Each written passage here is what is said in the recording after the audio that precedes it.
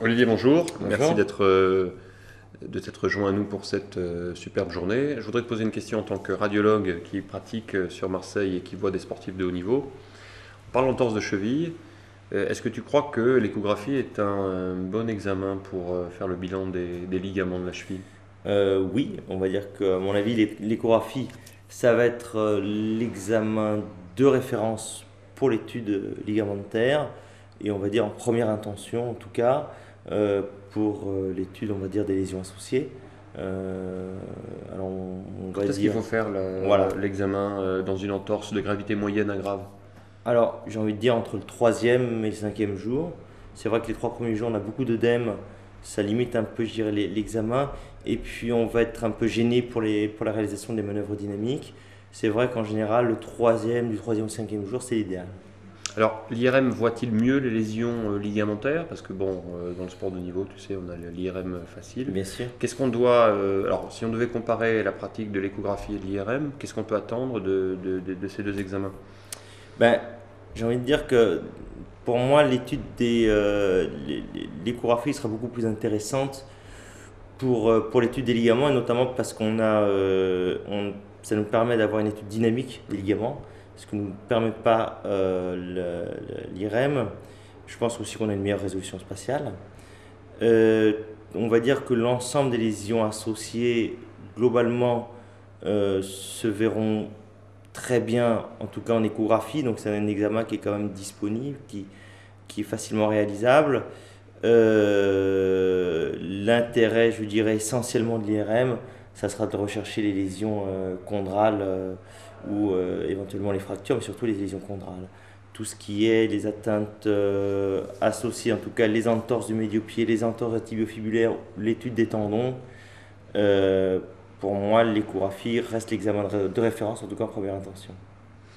Alors, je vais faire un tout petit retour en arrière.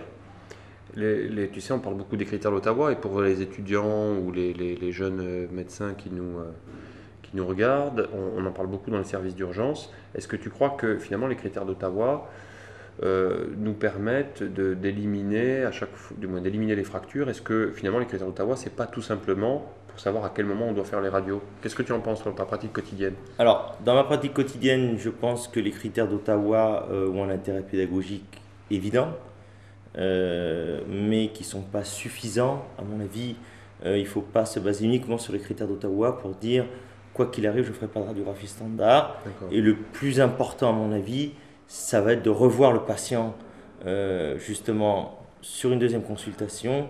Et quand on reverra ce patient sur une deuxième consultation, en réévaluant la cheville, peut-être qu'à ce moment-là, on pourra être amené à prescrire des radios. Mais s'arrêter aux critères d'Ottawa au moment où on voit le patient, c'est peut-être des fois un peu dangereux et on peut passer à côté de fractures, à mon avis. C'est voilà, la notion d'examen évolutif et de revoir le patient est une notion importante. Bon. Pour terminer, je voudrais te poser une question un petit peu plus de spécialité qui concerne les sports collectifs et notamment les lésions de la syndesmose péronéotibiale.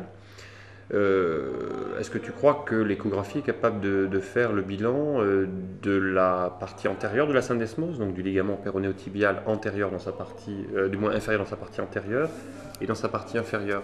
Est-ce que tu crois qu'une échographie suffit ou est-ce qu'il faut faire une IRM? Alors, ça c'est un grand débat. C'est sûr que pour le diagnostic d'une entorse de la syndesmose tibiofibulaire inférieure, l'atteinte antérieure qui va être l'atteinte, je dirais, systématique en premier, se verra très très bien dans l'échographie. On sera capable de dire si le ligament tibiofibulaire antérieur va être rompu ou continu. On pourra rechercher un diastasis sur des manœuvres dynamiques.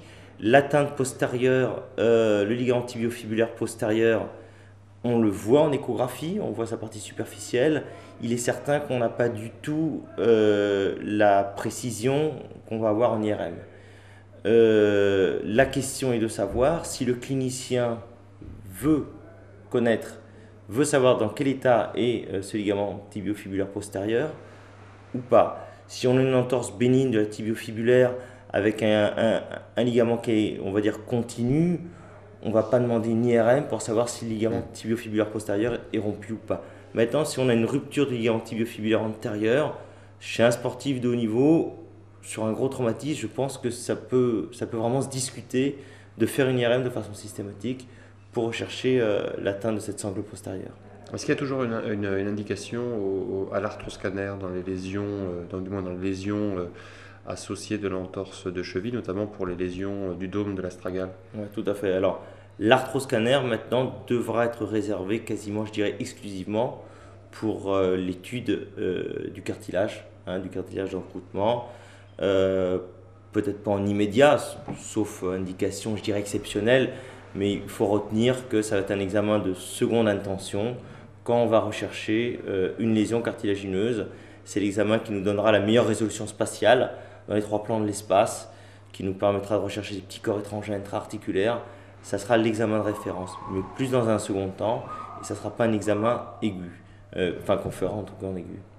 Je vous remercie. Merci beaucoup.